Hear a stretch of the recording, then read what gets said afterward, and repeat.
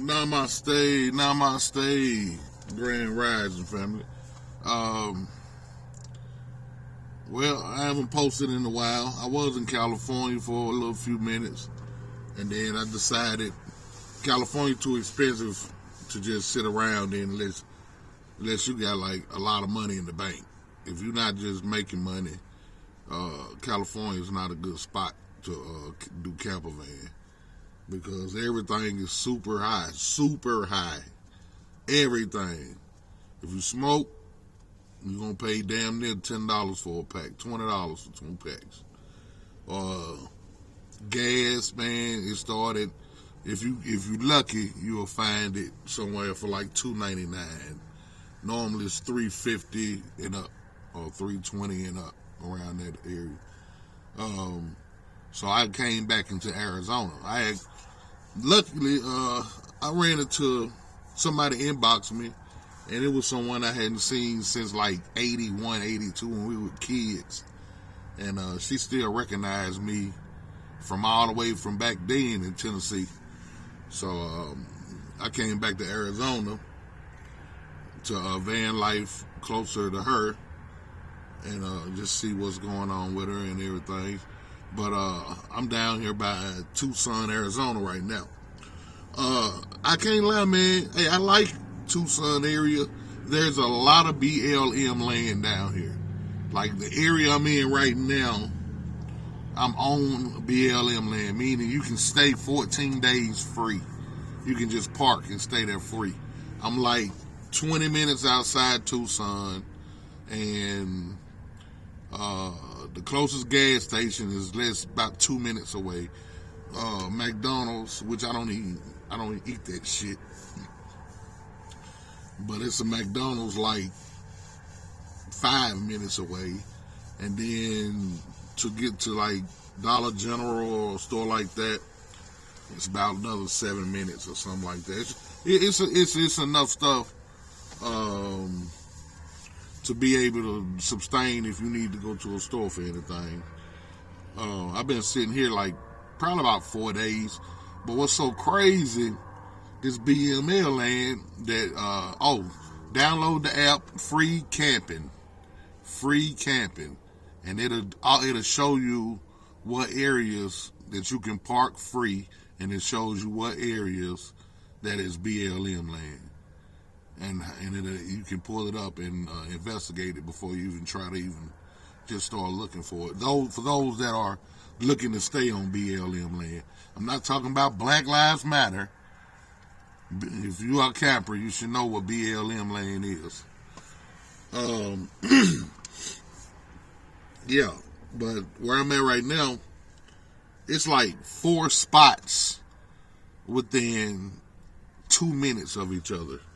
So the BLM land I'm on right now, once I stay here 14 days, but it's not even anybody coming through to see who's staying on the land. Like I've been on some other BLM land, and you'll see the Ranger truck ride through. So they don't bother you or anything, but they can account for if you've been there 2 full weeks or not. You know, they may tell you to move on, and they may not. You know what I'm saying? But some people, man, I've seen some people on these BLM lands. They live here on free land. They just living here, man, and been here. You can tell by the shit that's accumulated around their camper that they've been staying there a long goddamn time, man. But the area I'm in right now, the land I'm staying on, if I had to leave in 14 days, straight across the street is another one. Then if you go a mile, not even a whole mile, but about a half a mile down the road, it's 2 more BLM lands, and I think it's another BLM land a little further down.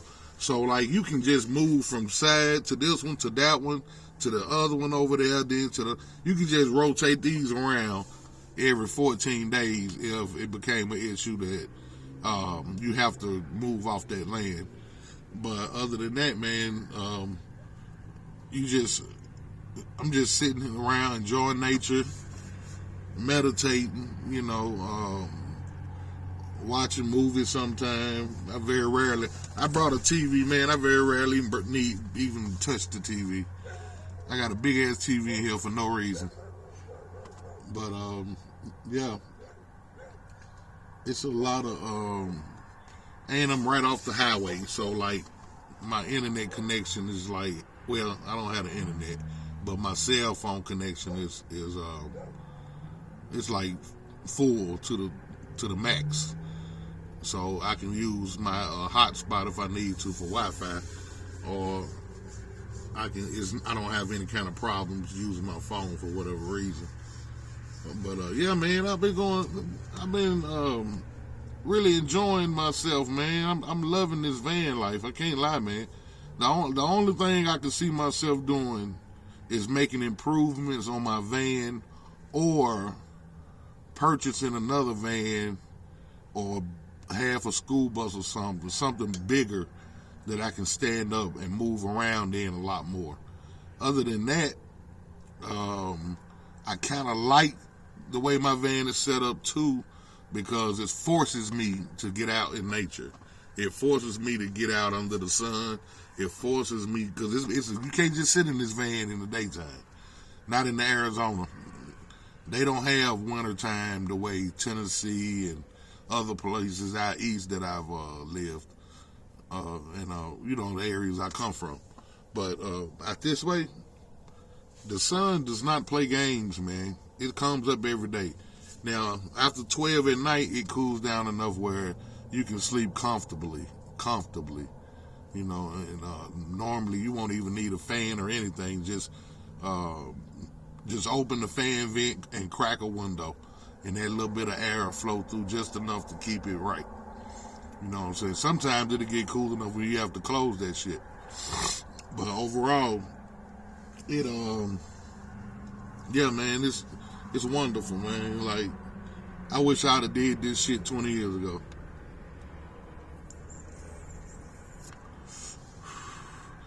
Had to bring me a couple of oils with me, because this is a dry state. So I didn't even try to come back over here in Arizona with no flowers, because I already know they act a nut about it. So, I just brought a couple of medical oils back to hold me for a month or two. You know what I'm saying? Because really, man, I may go down to Quartzsite. Quartzsite, man, I came through there on my way here, and everybody hadn't got down there yet. Usually every year all the campers migrate down to Quartzsite, and there be thousands of campers, thousands of RVs, camper vans, people that's tents, that live out tents, because it's a lot of people that have cars that live out of tents, so they go places where they can put up their tent. You know what I'm saying? And on this particular land here, they do that. The only thing that's kind of funny is there are hardly no black van lifers in these areas, man. It's like,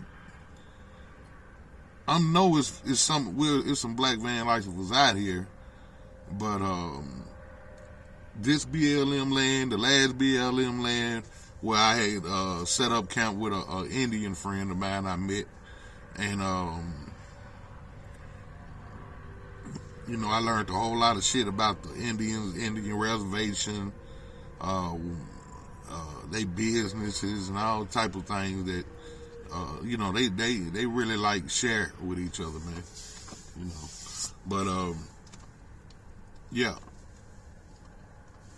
But man, the only thing is that I have a pet peeve about is I like to be next to water. So if I was stacked up enough, I would go back through Cali and go to the beach. But I want to find somewhere on the beach I can park and stay for a while, without being interrupted or having someone knock on my window or something like that. Oh yeah, man. I had actually had somebody knock on my van when I was in was I in Monroe, California? No, I was in Banning. And I was parked at this spot outside a laundromat, 24-hour laundromat, and about 4:30, 5 o'clock in the morning, somebody random just knocked on the damn van. You know what I'm saying? So I jumped out, man, and sometimes depending on where I lay, I have my crossbow already cocked and ready with an arrow in place. You know what I'm saying? So I jumped out the van real quick and draw down on him with the goddamn crossbow. And asked him, I'm like, man, what you knock on my shit for, bro? Oh, my fault, man. I said, if I have to shoot you in your goddamn neck with this goddamn thing and kill you out here, I won't be wrong, because you ain't no business touching my shit. You know what I'm saying? And so the dude got nervous about the shit, you know what I'm saying, and took off. So, but I'm just like, man, like real shit, if we'd have been somewhere not in the open like that, I would have probably shot him with one of them motherfuckers. I might have not have killed him, but I'd have shot him through a thigh or something, just to let him know, you won't knock on there another damn van window. He lucky we was in an open area, because if we was in an area where I could have just hit his ass, I'd have hit his ass and left and moved on to another spot or something. Like I said, I probably wouldn't have killed him, but I'd have put one through his thigh, and you bet your ass you get hit with a crossbow, man. The arrow is going through your body. It's going through. Only thing gonna stop it maybe is a bone, and it's gonna break that bone. These things are powerful. Powerful. You know what I'm saying? Plus, I don't, you know what I'm saying, on the other thing, guns and all that, that ain't nothing you want to be pulling out. If you got one, nobody needs to know it until that time comes that you ready to actually use it. Other than that, there's no point of even pulling guns on people and all that type of shit. You know what I'm saying? But, man, yeah, I'm sitting here, man. It's pitch black. I don't even look. Y'all can't even see. It ain't nothing. You can't even see shit. But like you see, I'm right off of a highway right here. And, yeah, I'm sitting here getting ready to make me some chicken with egg noodles and cream of chicken, you know. Just a little meal. You know what I'm saying? My buddy, she probably pull up in a little while. You know what I'm saying? And I'm trying to find me a little bit of employment around here real quick, because I really don't want to move no more travel-wise until I do some things that I need to do to my van, because I got some small issues, and I want to take care of those on my van, and I really want to kind of, if I possibly can, I want to rebuild the back of it out. Really, probably end up having to rebuild the whole thing, but if I can rebuild it where I have more space for myself, because like the area where I got this TV, I should have built cabinets so I have an area to put all my clothes and stuff like that. But instead, you know, I put a fucking big ass TV in here that ain't even, you know, once you out here like that, man, you don't care nothing about what the television talking about, man. Like, the more you connect with nature, the less that you want to be connected to people that's locked into the matrix. You really don't want to talk to them much, which I didn't want to talk to them much before I got in van life. So, you know, even now, even more so, you know, I don't, you know, people just crazy, man. You know what I'm saying? Like, the thing is, man, is to be prepared for what's to come. I had talked about this 5, 6, 7 years ago. I talked about the riots. I talked about everything that's happening right now. I had already put out a video years back, and I wasn't predicting this shit. I had actually read information on this shit. And anybody can go do the research. They had simulated this shit. The virus was a simulation. People are dying from the damn flu. They ain't got no flu counts since they started hollering COVID. But if you talk to any intelligent doctor, they just tell you, man, they got a bad flu year. And it's probably from all the people who took flu shots. Because they inject you with a virus. Every time you get a shot, you inject it with a virus. They give you the antidote and the disease in one shot. So your body can fight it off with the antidote. But I ain't gonna hold y'all, man. I love y'all. Subscribe, comment, Dragon Manifest. I'm gonna be out your way, man, in a couple of months, man. You know what I'm saying? I might come stay on the land with you for a little while and do some work with you for a while, man. You know what I'm saying? That's what I'm about, that on your own land and whatever is put on it, you manifesting what you want on that. You know what I'm saying? But yeah. And that's the only thing I could see myself doing. If I ever stop moving and start sitting still, it'd be because I've stacked up enough to buy some land, and that's what I would do. I would buy land. Yeah. But I love y'all. Remember, meditate. Do it 20 minutes a day. You know what I'm saying? If you don't know how, watch a video on how to do it. There's not one way to do it. There are many ways to do it. You know what I'm saying? But the whole point of your meditation is erasing everything that's happening in your life. Just being in that moment at that time, connecting to your higher self. That's what meditation is about. Erasing all thought of anything that's going on around you, who died, who's sick. At that moment, in that time of meditation, none of that matters. It doesn't matter. You have to clear your mind of that. And that doing this will help you have a better understanding. Like when people die, I may be upset or get upset because I had a connection and a love for that person. But I'm not crying and upset in the sense that they're dead, because I understand death is the beginning of the next life cycle. There is no death. We are all divine energy placed here to raise the frequency of this planet. Raise it back up into love. It's gone from love to hate, killing, war, division, murder, racism. At one time, none of that, all that shit didn't exist. People didn't get along, but it didn't exist this way that it does today. And that's just because we got people in power that's behind the power, controlling the narrative and controlling people's minds subconsciously.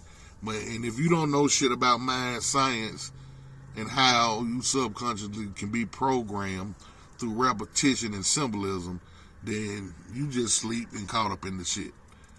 When you start talking, oh, that's a conspiracy theory, no, you just sleep, nigga. Motherfucker, you sleep. But anyway, love, peace, and light, man. You know what I'm saying? I wish everybody have whatever it is they trying to manifest. Namaste.